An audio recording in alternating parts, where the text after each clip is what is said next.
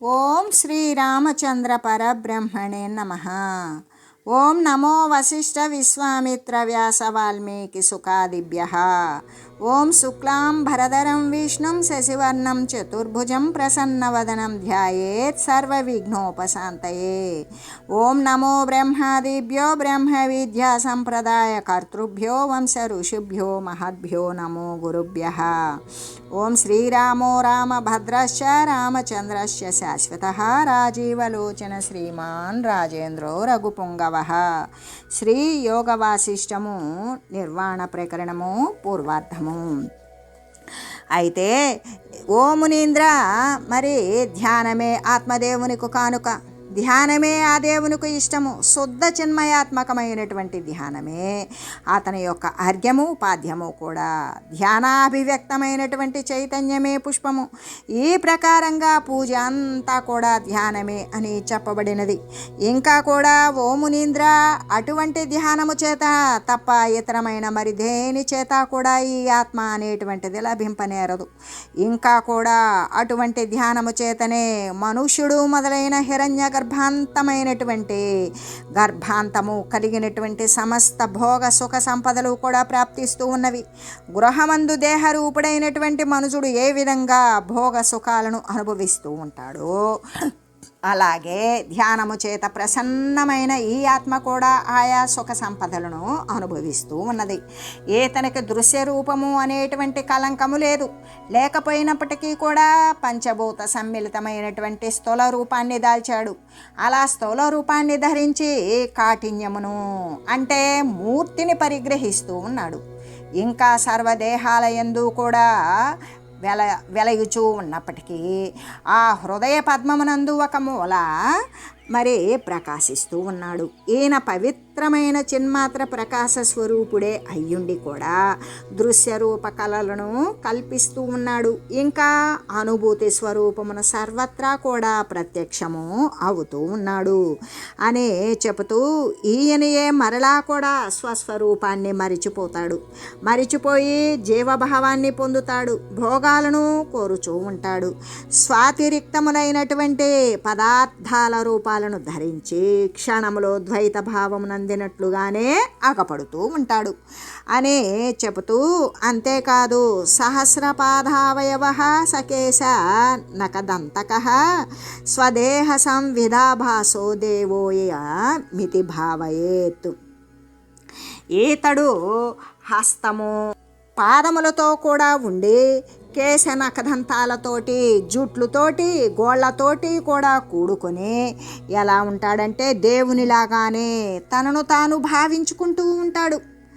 ఎలాగంటే ఇతడు హస్తపాదాదులతో కూడి కేశాలు నఖాలు దంతాలతో కూడా కూడుకొని ఉన్నప్పటికీ ఆయన యొక్క దేహమున చిద్రూపంగా వెలయుచూ ఉన్న దేవుడే అయి ఉన్నాడు అని ఇట్లు భావన చేయాలి అని చెబుతూ, అంతేకాదు ఇతి దైవీం ఉపాశ్రిత్య స్వచ్ఛమాత్మ చమత్కృతిం దేవత్వ పరిపూర్ణోంతరధీనాత్మావతిష్టతే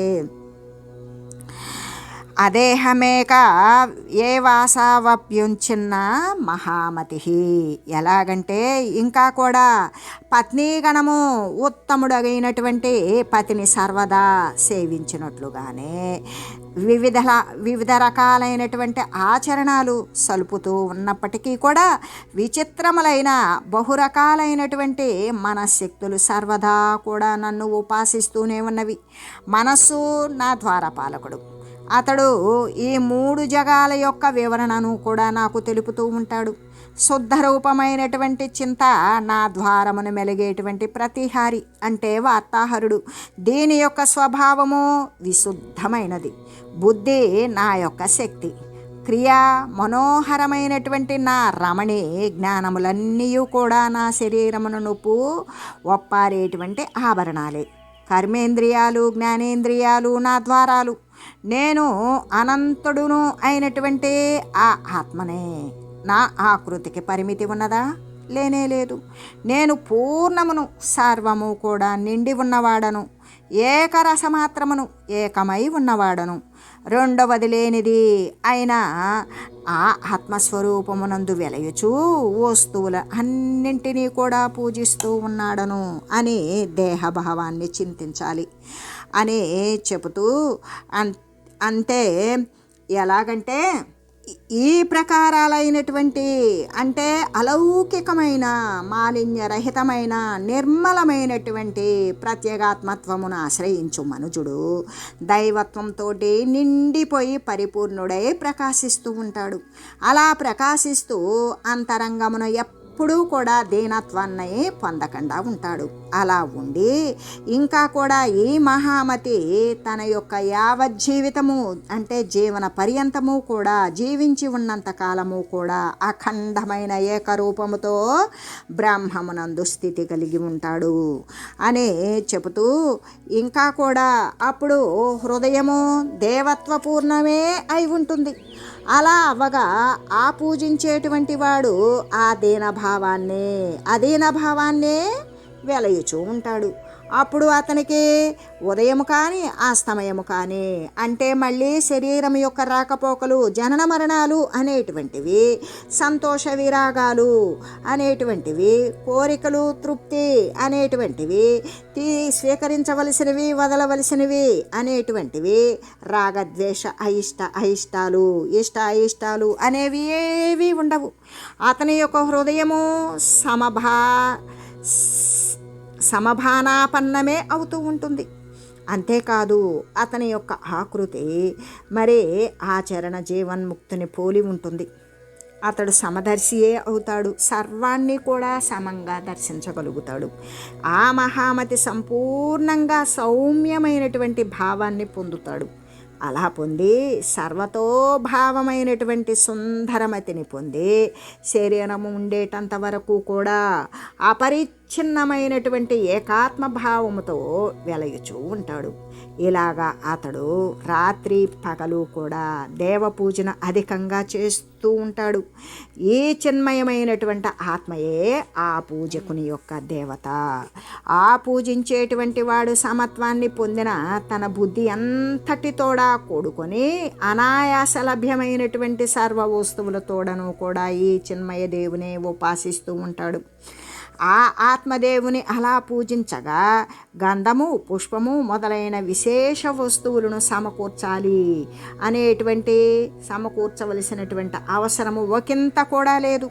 ఎందుకు? ఎట్టెదుటే లభించేటువంటి వస్తువులన్నిటితోడా కూడా ఆ దేవుని పూజింపవచ్చు కదా.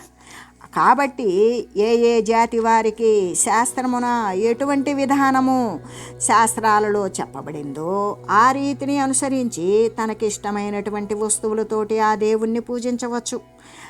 తమ ఐశ్వర్యానుసారము తమకి ఉన్నటువంటి వసతి అనుకూలము ప్రకారము భక్ష్యము భోజ్యము మొదలైనవి సమర్పించి శయనము ఆసనము గమనము మొదలైన సర్వ అవస్థల యందు కూడా ఈ యొక్క అంటే పడుకున్నప్పుడు కూర్చున్నప్పుడు వెళ్ళేటప్పుడు వచ్చేటప్పుడు తినేటప్పుడు శ్వాస తీసుకుంటూ వదిలేటప్పుడు సర్వకాల సర్వ అవస్థల యందు కూడా ఆ శుభస్వరూపిణి అర్చించవచ్చు అని చెబుతూ కాంతా సంగమం అంటే భార్యతో సంగమించేటప్పుడు అన్నము తినేటప్పుడు నీళ్లు తాగేటప్పుడు సర్వవిధ వైభోగాలను కూడా ఈ ఆత్మదేవుణ్ణి అర్చించవచ్చు. ఆయన తత్వాన్ని సంపూర్ణంగా గ్రహించి ఆయనను పూజించవచ్చు. అంటే ఆత్మజ్ఞానము లభించేటువంటి నిమిత్తం ఈ విషయభోగాలు అన్నింటినీ కూడా త్యజించాలి అనేటువంటి అర్థాన్ని స్ఫురింపజేసినట్లే కదా అని చెబుతూ అనుభవింపవలసి వచ్చినటువంటి అది వ్యాధులు, అది దైవిక, అది భౌతిక, ఆధ్యాత్మిక, ఈ వ్యాధులను దాని నుండి పుట్టినటువంటి మోహాలను ఇతరములైనటువంటి సర్వ ఉపద్రవాలను దుఃఖాలను ఈ అన్నీ కూడా ఆత్మదేవునికి పూజించాలి. వాటి యందు పూజాబుద్ధిని నింపవలసి ఉంటుంది. కానీ మోహపారవశ్యమున ఏమాత్రము కూడా కృంగిపోకూడదు. జగత్తున ఉన్నటువంటి సమస్త ప్రయత్నాల చేత కూడా వాటి యొక్క ఫలాలను, జీవన మరణాలను, స్వప్న సుసుప్తములను ఈ ప్రాప్తములకు తీరుని అనుసరించి ప్రయత్నిస్తూ ఆత్మదేవుని ఎల్లవేళలా కూడా అర్చించాలి. ఇందులో ఎటువంటి దోషము లేదు. సంసార ప్రవాహమునబడినటువంటి జీవుడు తాను, అంటే ఈ శరీరాన్ని ధరించినటువంటి జీవుడు తాను దరిద్రుడే అయి ఉన్నప్పటికీ కూడా తన దారిద్ర్యాన్ని అర్చించి, తాను రాజైనప్పటికీ కూడా తన యొక్క రాజ్యాన్ని అర్పించి దరిద్ర్యాన్ని అర్పించాలి, రాజత్వాన్ని కూడా అర్పించాలి.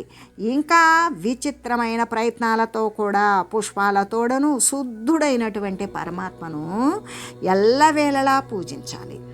ఇలా నానా విధములైనటువంటి కలహాలతోనూ, కల్లోలాలతోడను, సంతోషము యొక్క చాంచల్యముతోడను, రాగద్వేష విలాసాలతోడను కూడా సౌమ్యమగు ఈ ఆత్మను అర్చింపవచ్చు. అందుకే కొంతమంది దేవుణ్ణి తన కోరిక తీరలేదని తిడతాడు, ఆ దేవుణ్ణి ఎదురుగ్గా చూసి కలహమాడతాడు, తన యొక్క సంతోషాన్ని ఆ దైవంతోనే వివరిస్తూ ఉంటాడు, అతి చంచలంగా దైవంతోనే సంభాషిస్తూ ఉంటాడు. ఆయన యందు నిట్టూర్పులు విడుస్తూ ఇది ఇష్టము, ఇది ద్వేషము అనేటువంటి రాగద్వేషాదుల యొక్క విలాసంతో కూడా సౌమ్యమైనటువంటి ఆ ఆత్మదేవుణ్ణి అర్చింపవచ్చు అని సత్పురుషుల యొక్క హృదయమున మెలిగేటువంటిది, చంద్రునిలాగానే చల్లగా ఉండేటువంటిది, మాధుర్యమే ధర్మమే అయ్యున్నది అయిన స్నేహముతోటి సర్వ హృదయాలలో వెలయుచూ ఉన్నటువంటి ఈ ఆత్మను అర్చించవచ్చు. అంటే మైత్రి స్నేహము చేయవచ్చు, కరుణను చూపించవచ్చు, ఉదాసీనంగా ఉండవచ్చు, ఉపేక్ష చేయవచ్చు, ఆనందాన్ని పొందవచ్చు, క్రోధాన్ని నిగ్రహించుకునేటువంటి సమర్థత మొదలైనటువంటి విశుద్ధ భావముతో కూడా ఈ ఆత్మదేవుని అర్చించవచ్చు. అంటే ఆకస్మికంగా లభించేటువంటివి, అనుభవించబడుచూ ఉన్నటువంటివి క్షణికాలే అయినటువంటి భోగాలు అన్నిటితోడా కూడా లేక ఒక్కదానితోడనైనా సరే ఈ ఆత్మదేవుణ్ణి అర్చింపవచ్చు. ఇంకా కూడా విహితములైనటువంటివి, నిషిద్ధములైనటువంటి అయిన భోగాల యొక్క త్యాగము లేక అనురాగాలతో కూడా ఈ ఆత్మదేవుణ్ణి చక్కగా వాటిని సమర్పించి మరీ సర్వదా పూజించవచ్చు. అంటే కోరబడనటువంటివి, యుక్తములైనవి, యుక్తము కానటువంటివి, వదిలివేయబడినవి, వదలకుండా ఉంచిపెట్టినవి, భోగింపబడుచూ ఉన్నవి అయిన భోగాలతో కూడా భోక్త అయినటువంటి ఆ ఆత్మదేవుణ్ణి అర్చింపవచ్చు. అయితే సంపూర్ణంగా వినష్టమైపోయేటువంటి విషయాలయందు ఉపేక్షించునవి, లభ్యము లఘు వాటిని కూడా సంగ్రహించేటువంటిది, ఈ విధంగా నిర్వికార భావాన్ని అనగా సమత్వాన్ని పొంది ఉండడమే పరమ అర్చనము, అది నిజమైనటువంటి పూజ అని చెబుతూ సర్వదైవ సమగ్రాసు చేష్టానిష్టాసు దృష్టిసు పరమం సామ్య మాధాయ నిత్యాత్మాచ వ్రతం చరేత్. ఇష్టానిష్టాధికములను అంటే ఇష్టము లేకపోవడము, ఇష్టంగా ఉండడము, ఇటువంటి విషయాలన్నింటి యందు కూడా సంపూర్ణమైనటువంటి సమత్వాన్ని పొందాలి. అలా పొంది సర్వకాలములయందు, సర్వ ప్రదేశములయందు, సర్వ అవస్థలయందు కూడా ఈ ఆత్మార్చన వ్రతాన్ని చేస్తూనే ఉండాలి అని చెబుతూ, అంటే ఇష్టమైన దాని యందు, అయిష్టమైనటువంటి దృష్టుల యందు, అన్నింటి యందు కూడా ఎల్లవేళలా ఎల్ల ప్రదేశముల యందు మరి పరమ సమత్వము కలిగిన వాడే అటువంటి సమత్వము చేతనే ఆత్మార్చన అనేటువంటి వ్రతాన్ని సలపాలి. ఆత్మ ఒక్కటియే అని నిశ్చయించాలి అనేటువంటి భావాన్ని స్ఫురింపజేస్తూ, ఇంకా కూడా సర్వము బ్రహ్మమే, సర్వము పరమాత్మమయం అనేటువంటి దృష్టి వలన శుభమును పొందుతాము అని గ్రహించాలి. బ్రహ్మము మాయ కలిసి ఉన్నవి అనేటువంటి దృష్టి వలన శుభము అశుభము రెండూ కూడా సంభవిస్తూ ఉన్నది అని గ్రహించాలి. కానీ ఆత్మాబ్రహ్మము వ్రత పరుడు సర్వము కూడా ఆత్మయే నిండి ఉన్నది అని ఎంచాలి. దీని వలన సర్వసమత్వము కూడా ఏర్పడుతుంది.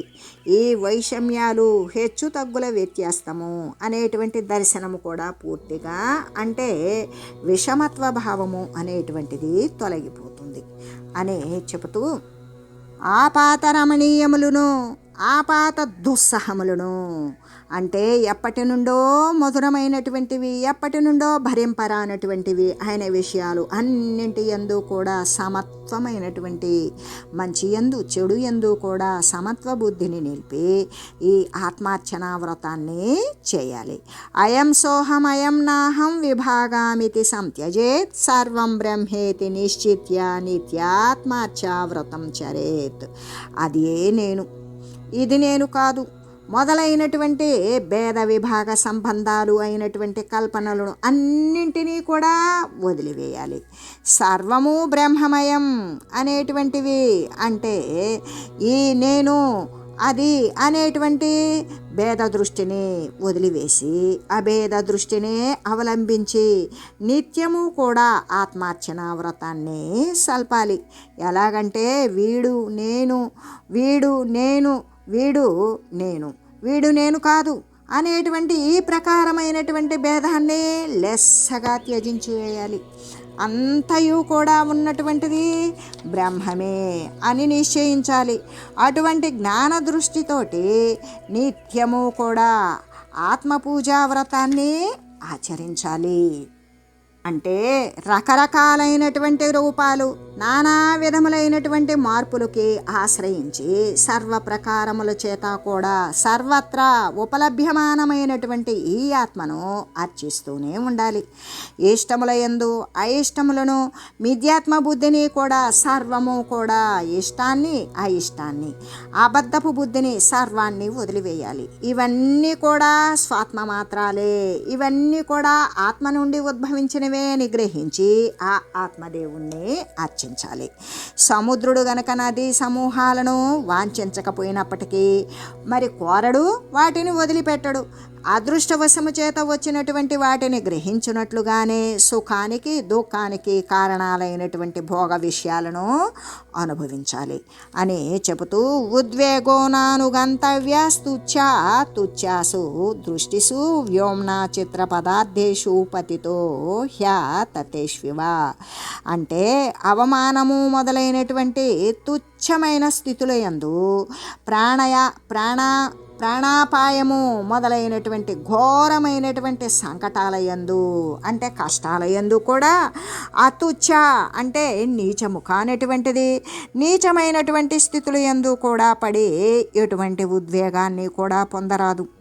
ఆకాశమున అప్పుడప్పుడు కూడా తోచేటువంటి, అంటే ఊహతో కనపడేటువంటి గంధర్వ నగరాదుల్లాగానే, విచిత్రమైనటువంటి విషయాలులాగానే వీటిని గ్రహించాలి అని చెబుతూ, అంటే శీతలము, దాహము, తాపము మొదలైన విచిత్ర పదార్థాల యందు కూడా ఆకాశము ఉద్వేగాన్ని పొందనట్లుగానే, సమరూపమున ఉండునట్లుగానే ఈ నీచమైన మరి తుచ్చమైన నీచము కానటువంటి దృష్టుల యందు కూడా అవమానము, వధ, బంధనము, సర్వ స్వనాశాదుల యందు కానీ, సంపద సౌభాగ్యాదుల యందు కానీ పడినప్పటికీ కూడా మనుజుడు ఉద్వేగమును పొందరాదు.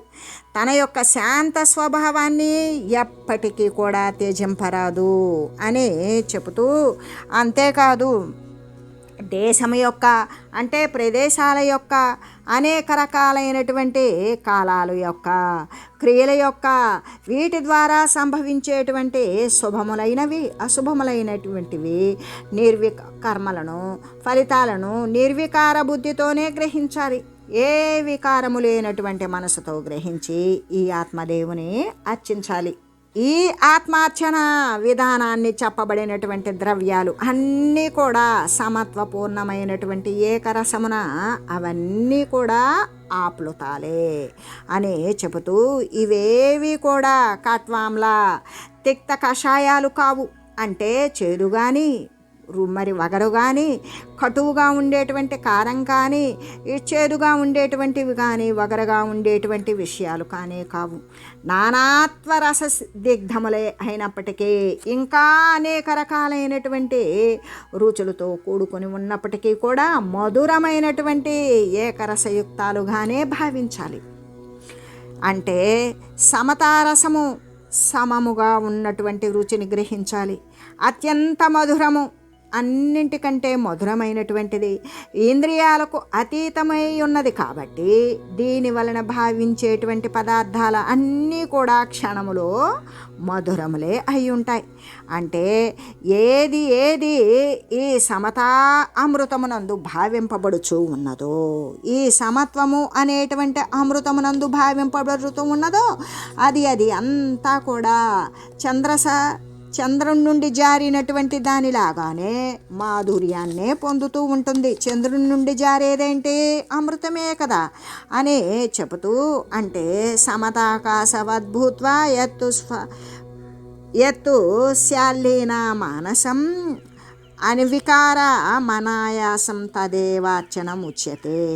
బ్రహ్మైక్య దర్శనమును సమత్వాన్ని పొంది ఆకాశములాగానే నిర్వికారత్వాన్ని ఇక మనస్సు లీనమయ్యే ఉంటుంది. అలా లీనమవడమే అనాయాసకరమైనటువంటి దేవార్చన అని చెప్పబడుతూ ఉంటుంది. ఏ విధంగా అంటే సమత్వరూపమైనటువంటి బ్రహ్మాకాశమునందు మనస్సుని లీనం చేయాలి. అలా చేసి స్వయంగా ఆకాశమున అంటే ఆకాశము వలేక తను అయిపోవాలి. వికారరహితము. ఆకాశం ఎలా ఉంటుంది? ఎటువంటి ఆకారము, వికారము, మార్పులు లేకుండా ఉంటుంది కాబట్టి ఖాళీ అనేది అలా అయిపోయి దుఃఖము అనేది వదిలివేయాలి. అలా దుఃఖవర్జితంగా ఉండడమే ఆత్మరూపుడై వెలయుట, ఆత్మరూపుడై ఉండుట అనేటువంటిది. అదే నిజమైనటువంటి ముఖ్యమైన దేవార్చనము అని చెప్పబడుతూ ఉంటుంది అని చెబుతూ, అంటే స్ఫటిక శిలలాగానే చిద్ఘనత్వాన్ని పొందాలి, చంద్రునిలాగానే పూర్ణత్వాన్ని పొందాలి, మా సమత్వ కాంతిని పొంది వెలయుచూ ఉండేటువంటిది అని చెబుతూ, బాహ్యంలో ప్రకృతి సంబంధములైనటువంటి సంసార కార్యాలను ఆచరిస్తూ ఉన్నప్పటికీ ఆకాశరంజన వినిర్ముక్తమై వెలయునట్లుగానే, అంటే ఆకాశం ఎప్పుడు కూడా ఎటువంటి ఆనంద దుఃఖాలు లేకుండా ఉన్నట్లుగానే అంతరమునందు ఎటువంటి విషయానురక్తి లేకుండా ఉపాసకుడు పరిపూర్ణుడై వెలయుచూ ఉంటాడు. అజ్ఞాన పరిభ్రమము అనేటువంటిది క్షీణించిపోతుంది. అలా క్షీణించగా స్వప్నమును కూడా ఇక కోరిక అనేటువంటి కొద్దిపాటి సంకల్పరేఖ కూడా తోచదు. అప్పుడు అహంకారము మొదలైనటువంటి రూపకమైన పొగమంచు తొలగిపోతుంది. అలా తొలగిపోవగా తత్వజ్ఞుడు శరత్కాల ఆకాశములాగానే ప్రకాశిస్తూ ఉంటాడు అని చెబుతూ, సోమార్కమస్తమిత మానసమాతృమేయం సద్య ప్రసూత శిశు వేదనవద్వితానం పశ్యన్ ప్రశాంతమతి చేతన చిత్తబీజం జీవన్నుత్తమ పదస్థిత ఏవ తిష్ట. నీవు జీవద్దశయందే సర్వోత్తమమైనటువంటి బ్రహ్మ పదమునందు నీవు వెలయుచూ ఉండు. అలా ఉండి అప్పుడే పుట్టిన శిశువులాగానే ప్రపంచ సంబంధమైన వికల్పనలను గాంచకు, చూడకు. అంతేకాదు చిదాభాసకునికిలాగానే చిత్తమునకు కూడా మూల కారణమైనటువంటి ఆ మంగళమయాత్మకుణ్ణి గాంచుచూ ఉండు. సర్వానికి ఆధారము, ఆశ్రయము తానే అయ్యున్నటువంటి ఆ యొక్క చిదాభాసకుణ్ణే చూడు. సూర్యుడు ఆనంద సుధాపూర్ణుడే అవడం వలన నిష్కలంకుడే అగు చంద్రునిలాగానే నీవు కూడా అవుతావు. అలాగే ప్రపంచ ప్రకాశము చేత సూర్యరూపమే అయినటువంటి మనోవృత్తి నీకు శమించుగాక. ఏది తప్పించేటువంటి విషయం ఉన్నదో అది నీకు శమించిపోగాక. నీ మనసున ప్రమాత ప్రమేయము అనేటువంటి భేదభావాలు అనేటువంటివి అస్తమించుగాక అని చెబుతూ, ఎలాగంటే ఓ మునీంద్ర, చంద్రునిలాగానే ఆనందము అనేటువంటి అమృతము చేత పరిపూర్ణమై నిండిపోయి ఉన్నటువంటిది, సూర్యునిలాగానే తనంతటికి తానే ప్రకాశించేటువంటి స్వప్రకాశకమైనది, శమించినటువంటి మానస వృత్తులు, ప్రమాతృ ప్రమేయము అనేటువంటిది కలది అయినా అప్పుడెప్పుడే జనించిన శిశువు యొక్క జ్ఞానములాగానే వికల్ప విస్తారము అనేది లేకుండా ఉండేటట్లుగా చిదాభాసుని యొక్క చిత్తము యొక్క మూలభూతమైనది అయిన ప్రశాంతమై అయి ఉన్నటువంటి స్వాత్మరూప శివుని బాగుగా నీవు చూస్తూ ఉండు. అలా వీక్షించుచు జీవించి ఉన్నప్పుడే అటువంటి సర్వోత్తమమైనటువంటి స్వాత్మ పదమున స్థితి కలిగియుండు, జీవన్ముక్తుడివై నువ్వు వెలయుచూ ఉండు అనేటువంటి అర్థాన్ని స్ఫురింపజేస్తూ, అంతేకాదు దేశకాలకరణ క్రమోదితై సర్వవస్తు సుఖదుఃఖ విభ్రమై నిత్యమర్చయ శరీర నాయకం తిష్ట శాంత సకలే హయాధియా. నీవు ఈ శరీర నాయకుడగు ఆత్మదేవుని దేశ కాల క్రియ వైచిత్ర్యాలను సంభవించేటువంటి సర్వ వస్తువులను, సర్వ విధములైనటువంటి సుఖదుఖాలను కూడా అర్పించి అర్చింపు. అంతేకాదు వాంఛారహితమైనటువంటి కోరిక నశించినటువంటి బుద్ధితోటే నీవు అలరారుచూ ఉండు.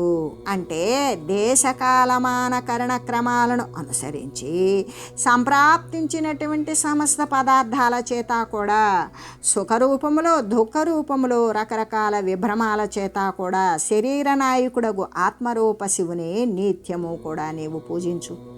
ఇంకా శమించినటువంటి సమస్త కోరికలు, అంటే కోరికలు వాంఛలు అన్నీ కూడా మనోరథాలు మొత్తము నశించిపోయినవా, ఆ బుద్ధితోటి స్వాత్మయందే నీవు స్థితి కలిగియుండు. ఇదే కదా నిజమైనటువంటి శివ పూజ అని చెబుతూ, ఇంకా శబ్దాది విషయై ప్రాప్తైరంగ ప్రత్యంగ భాసితు ప్రత్యేగాత్మ శివస్యాత్ర హ్యంతః పూజోపవన్యతే. ఈ యొక్క ప్రకరణమునందు ప్రాప్తము, శబ్దము మొదలైనటువంటి విషయాదుల చేత అంగము ప్రత్యంగముల చేత ప్రకాశింపజేయు సాక్షియకు పరమశివుని అంతర పూజ అనేటువంటిది వర్ణించబడుచూనే ఉన్నది అనే ఈ నిర్వాణ ప్రకరణమునందు ఈ పూర్వార్ధమునందు దేవార్చన విధి అనేటువంటి దానిని వర్ణిస్తూ ఇంకా కూడా ఈ విధంగా తెలియజేస్తూ ఉన్నారు అని చెబుతూ, ఈశ్వరుడు ఇంకా ఇలా చెప్తూ ఉన్నాడు. యథాకాలం యథారంభం న కరోషి కరోషి యచ్చిన్మాత్రస్య శివస్యాంతాస్తదేవార్చనమాత్మనః. యథాసమయమున అంటే ఇటువంటి అర్చనా కాలమునందే యథాశక్తికముగా తనకు ఏ వీలు పడినంత నీ వలన ఆచరింపబడేటువంటి అన్నీ కూడా, పడనివి కూడా అంటే చేయదగినవి చేయలేనివి అయిన కర్మలన్నీ కూడా ఈ చిన్మాత్ర శివుని అంతర పూజలే అని నీవు గ్రహించు అని చెబుతూ, తేనైవాహ్లాదమాయాతి యాతి ప్రకటితాం తథా తథా స్థితేన రూపేణ స్వేనైవ స్వయమీశ్వరః. ఈ ఆత్మదేవుడు ఇటువంటి పూజల వలననే సంతుష్టుడవుతాడు, సాక్షాత్కరిస్తాడు.